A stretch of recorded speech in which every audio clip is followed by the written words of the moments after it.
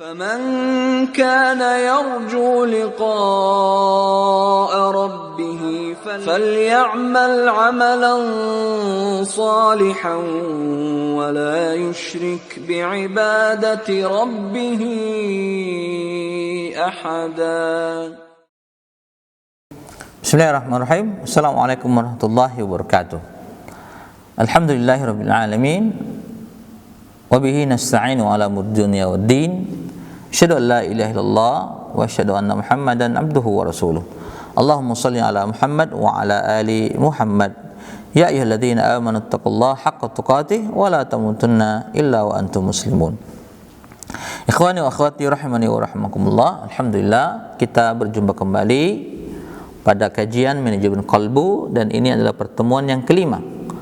Pada pertemuan ini kita akan membahas tazkiyatun nufus, termasuk salah satu rukun kenabian.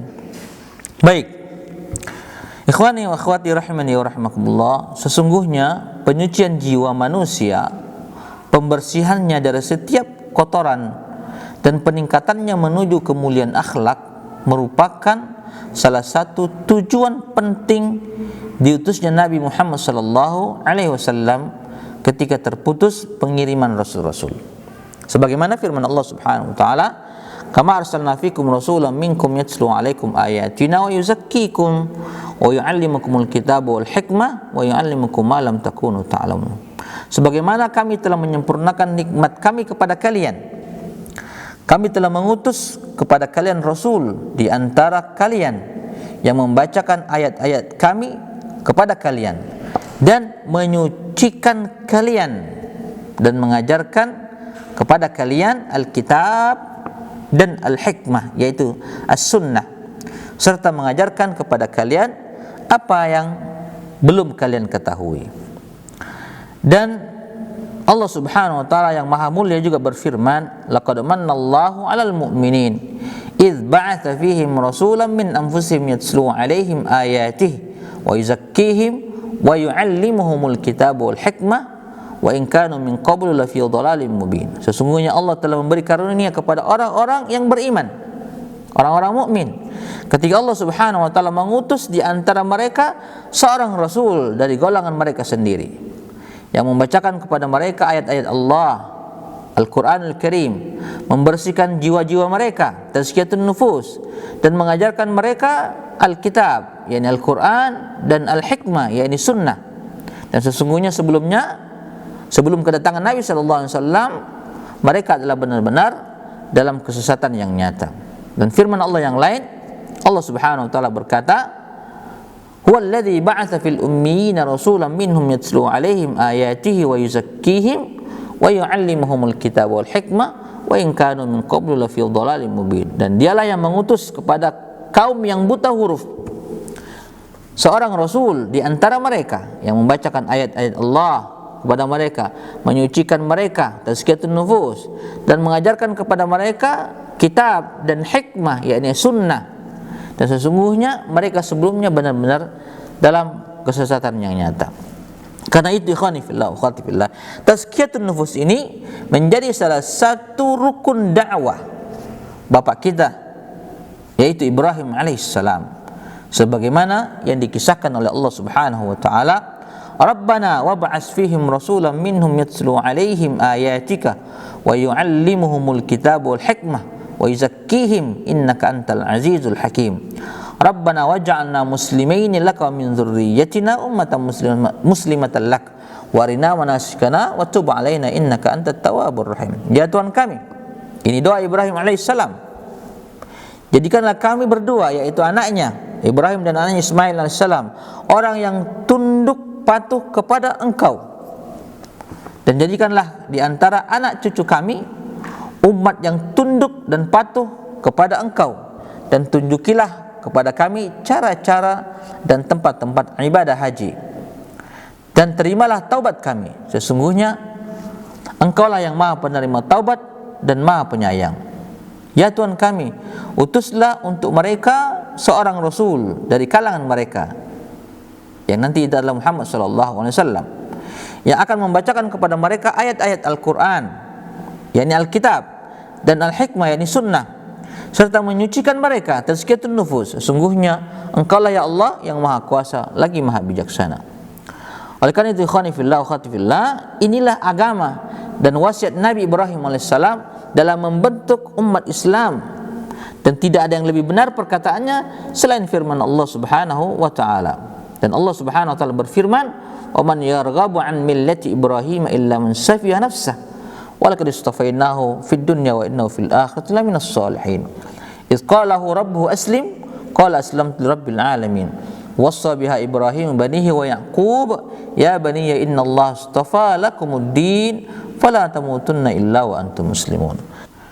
Dan tidak ada yang benci kepada agama Ibrahim alaihissalam melainkan orang-orang yang membodohi dirinya. Mereka lah yang benci agama Ibrahim alaihissalam. Dan sungguh kami telah memilih, Allah Subhanahu wa taala telah memilih Ibrahim di dunia, dan sesungguhnya dia di akhirat benar-benar termasuk orang-orang yang soleh. Ketika Tuhannya berfirman kepadanya, tunduklah dan patuhlah, Ibrahim menjawab, aku tunduk dan aku patuh kepada Tuhan alam semesta Rabbul Alamin. Dan Ibrahim telah mewasiatkan ucapan ini kepada anak-anaknya. Demikian pula Yaqub mewasiatkan kepada anak-anaknya. Apa yang diwasiatkan? Hai anak-anakku, sesungguhnya Allah Subhanahu wa taala telah memilih agama Islam sebagai agama kalian, maka janganlah kalian mati kecuali dalam kondisi memeluk agama Islam. Adapun dari sunnah al-mutahharah banyak sekali, seperti sabda Nabi sallallahu alaihi wasallam, "Innama bu'istu liutammima makarimal akhlaq." Atau dalam riwayat yang lain, liutammima salihal akhlaq. Sesungguhnya aku diutus untuk menyempurnakan akhlak yang mulia atau akhlak yang baik. Akhlak yang baik. Rasulullah sallallahu alaihi wasallam menjelaskan bahwa salah satu tugas beliau adalah meletakkan kaidah-kaidah akhlak yang mulia. Kemudian setelah meletakkan kaidah-kaidahnya, beliau menyempurnakannya dan menjelaskannya serta mencontohkannya. Bukankah semua pernyataan ini membuktikan bahwa tazkiyatun nufus mempunyai peranan penting dalam membentuk sebuah masyarakat yang benar, yang lurus, yang kokoh di atas manhaj nubuwah, di atas metode beragama yang dibangun di atas Al-Quran dan Sunnah, dan mempunyai pengaruh yang menonjol dalam membangun kembali kehidupan yang islami. Kehidupan apa? Yang islami. Jika ada yang bertanya, hadis di atas berbicara tentang masalah akhlak, yaitu innama bu'istu liutammi makarimul akhlak. Lalu apa hubungannya dengan tazkiyatun nufus? Maka dijawab, bukankah tazkiyatun nufus dapat diwujudkan dengan akhlak yang mulia, konsisten di atas kebaikannya, berpegang teguh dengan nilai-nilai luhurnya, dan berdakwah kepada kebaikannya. Jika kita ingin lebih luas lagi, ikhwani fillah, lebih jelas lagi pemahaman kita, ketahuilah bahwasanya Rasulullah SAW adalah suri tauladan.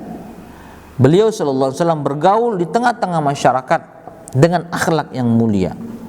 Semua orang melihat beliau sallallahu alaihi wasallam, yang dimana beliau selalu menyempurnakan akhlak, sehingga pantas jika beliau mendapatkan pujian dari Allah Subhanahu wa taala di dalam Al-Qur'an, sebagaimana Allah Subhanahu wa taala mengatakan sebagai persaksiannya, wa innaka la'ala khuluqin azim. Sesungguhnya kamu Muhammad benar-benar berbudi pekerti yang agung.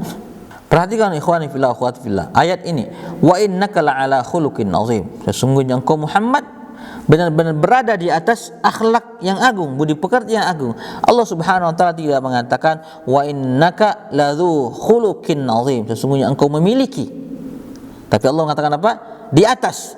Subhanallah. Dan perkataan ahli tafsir dalam menjelaskan ayat di atas yang barusan kita baca itu adalah menukil dari perkataan Ummul Mukminin Aisyah radhiyallahu anha ketika beliau ditanya tentang akhlak suaminya Rasulullah sallallahu alaihi wasallam, maka beliau menjawab, kana khuluquhul Al-Qur'an.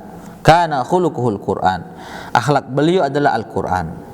Makna dari hadis ini ikhwani fillah, bahwa melaksanakan perintah Al-Quran dan menjauhi larangannya menjadi sebuah karakter dari Muhammad sallallahu alaihi wasallam.